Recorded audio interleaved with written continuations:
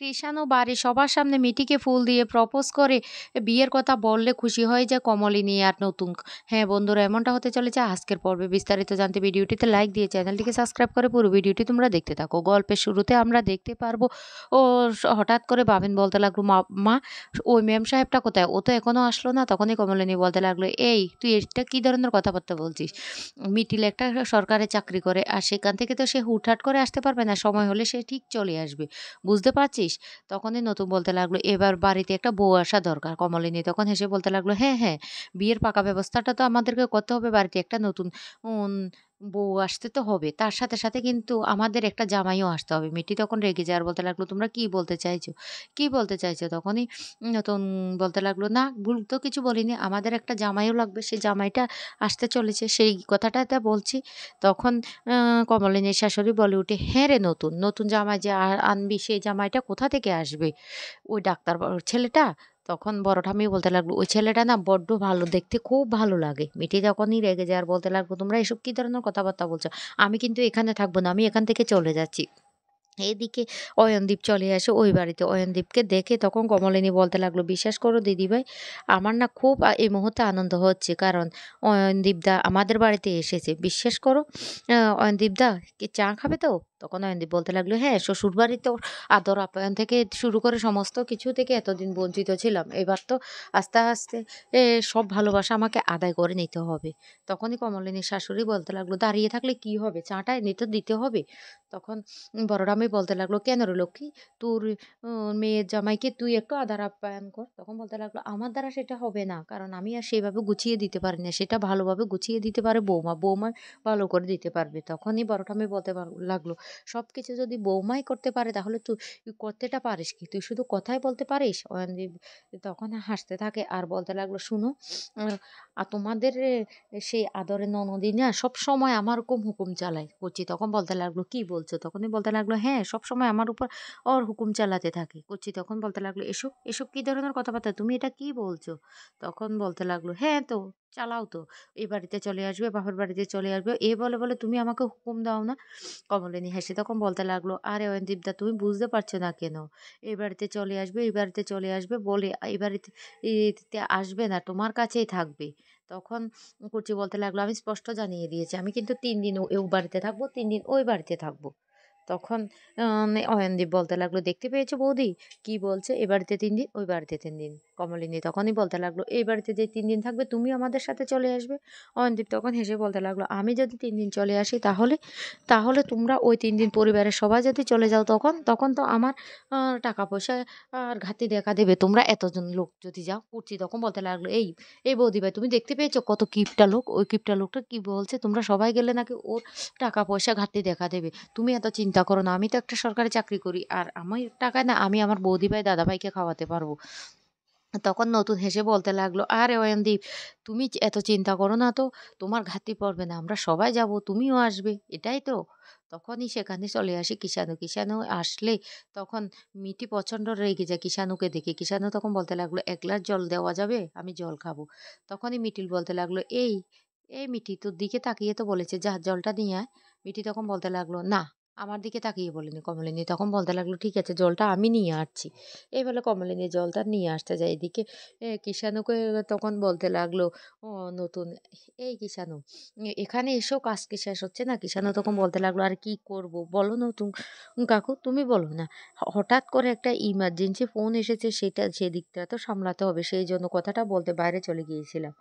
তখন এই কথা বললে কমলিনী জলটা নিয়ে এনে দে। তখনই কিষাণু বলতে লাগলো, আমি তো জলটা তোমাকেই আনতে বলেছিলাম, কারণ তুমি এবারে ছোট, আর তোমাকে তো কিছু একটা শিক্ষা দিতে হয়, কারণ তুমি কার সাথে কিভাবে আদর আপ্যায়ন করতে হয় সেটাও জানো না।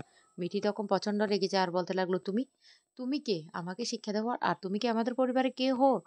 তখন নতুন বলে উঠে, হ্যাঁ, আমাদের পরিবারে কে হয় না, তবে ভবিষ্যতে হয়ে যাবে, হতে কতক্ষণ? মিঠি তখন বলতে লাগলো, নতুন কাকু ভালো হচ্ছে না, আমি বলছি ভালো হচ্ছে না, তুমি এইভাবে কিন্তু কথা বলতে পারো না। নতুন কাকু তখন বলতে লাগলো, কেন রে মিঠি, তুই রেগে যাচ্ছিস কেন? যেটা সত্যি সেটাই তো বলছি। ও আমাদের পরিবারে কেউ হয় না, ওকে আমাদের পরিবারে বানিয়ে নেব, তাতে কি তোর সমস্যা আছে? তখন কিষাণু বলতে লাগলো, "দেখুন স্যার, আমি একটা কথা বলি, ও না সবসময় দেখুন ভুল কথাবার্তা বলে। আর ওর কথাগুলি যদি আমরা সংশোধন করতে যাই তাহলে ও রেগে যায়। ও ছোট হয়েছে কি হয়েছে? ও সঠিকভাবে কথা বলবে না?" এদিকে কমলিনীও খুব হাসতে থাকে সেই কিষাণুর কথা শুনে। মিঠি তখন বলতে লাগলো, "আমি একটা ভুল কথাও বলছি না, একটা ভুল কথাও বলছি না।" তখনই বুবলাই আর সেই বাবিন হেসে বলতে লাগলো, "আমরা কিন্তু এই বাড়িতে কিন্তু নতুন একটা জামাই চাই।" এই কথা বলতে মিটি প্রচন্ড রেগে যায় আর বলতে লাগলো, "এই দা ভাই, তোরা এসব কি ধরনের কথাবার্তা বলছিস?" বুবলাই তখন বলতে লাগলো, "আমরা তো ভুল কিছু বলছি না। আমরাও তো একটা বোনের জামাই চাই, নতুন বোনের জামাই আমাদের বাড়িতে আসবে।" কমলিনীর শাশুড়ি তখন হেসে বলতে লাগলো, "হ্যাঁ, হ্যাঁ, আমাদের নাতিন জামাই তো আসতেই হবে।" মিঠি তখন রেগে বলতে লাগলো, "তোমরা চুপ করবে? তোমরা এই ধরনের কথাবার্তা কেন বলছো সবাই? আমি তো বুঝতে পারছি না।" নতুন তখন মিঠিকে বলতে লাগলো, "মিঠি, এদিকে আয়।" তখন মিঠি নতুন কাকুর কাছে গিয়ে যখনই যায় তখনই নতুন কাকু বলতে লাগলো, "তুই ওদের কথা কেন এত রাগ করছিস মা?"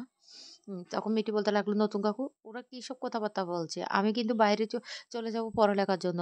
আর ওরা এই ধরনের কথাবার্তা?" কমলিনী তখন বলতে লাগলো, "তুমি যতই বাইরে পড়ালেখা করতে চলে যাও না কেন, তোমাকে আগে বিয়েটা করতে হবে। এই বোঝাটা আমরা আর নিতে পারছি না। তাই আমাদের মাথা থেকে বোঝাটা এবার নামিয়ে ফেলবো। এবার তোমার একটা বিয়ে দেবো, তারপর তুমি বাইরে পড়ালেখা করতে চলে যাও বা যেখানে যাও, তাতে আমাদের আর আপত্তি থাকবে না।" তখন মিটি কান্না করে দেয় আর নতুন কাকু বলতে লাগলো, "নতুন কাকু, তুমি তুমি মাকে কিছু বলবে না?" কমলিনী তখন বলতে লাগলো, "না, তোমার নতুন কাকু তো আমাকে কিছু বলতে পারবে না। আমি যেটা সিদ্ধান্ত নিয়েছি সেটাই।" তখন মিটিকে নতুন কাকু বলতে লাগলো, "এই মিটি, তুই এভাবে কান্না করছিস কেন? আরে বিয়ে তো দিতেই হবে। নে তার জন্য এভাবে কান্না করতে হয়?" মিটি তখন বলতে লাগলো, "না, আমি এখন বিয়ে করতে পারব না।" তখন কিষাণু আবার মিটিকে ইঙ্গিত করে কথা বললে মিটি প্রচন্ড রেগে কিষাণুর সাথে ঝগড়া লেগে যায়। তখনই সে মিটি বলতে লাগলো, "শুনুন, আপনাকে না আমাদের মাঝখানে কথা বলতে আমি বলিনি। আমি আমার নতুন কাকুর সাথে কথা বলছি।" তখনই কিষাণু বলতে লাগলো, "আমিও তো আমার স্যারের সাথে কথা বলছি।" এদিকে অয়নদীপ তখন হেসে সবাইকে বলতে লাগলো, "এই, তোমরা কি এভাবে সারাক্ষণ ঝগড়াঝাটি করবে?" তখন বুবলাই হঠাৎ করে বলে উঠে, "এই ঝগড়ার মধ্যেই তো আসল ভালোবাসা, সেটা তো কেউ বুঝতে পারছে না।"